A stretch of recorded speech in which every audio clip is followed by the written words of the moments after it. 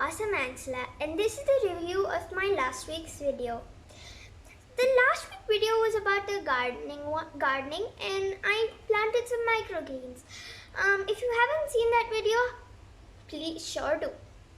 So now I'm going to show you how much the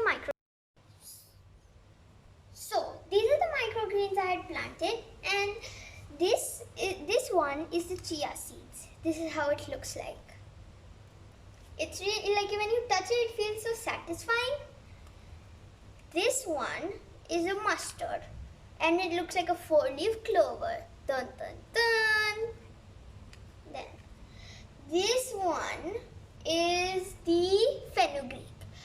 It's grown a lot, but it did not grow as we thought it would, but it's still growing.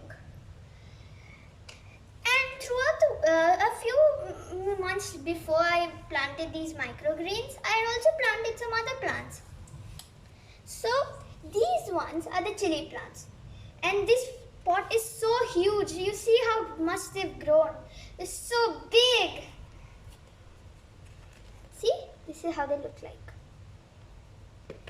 Then these are the tomato plants. You can't call them tomato because some of the fenugreek, chia and the mustard seeds had fallen inside the tomato part, and the tomato, we're not sure which one grew, but I'm sure the mustard ones grew.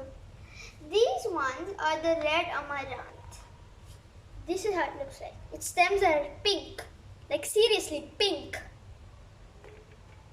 Then this one's grown really good. This is the coriander. It's been growing well.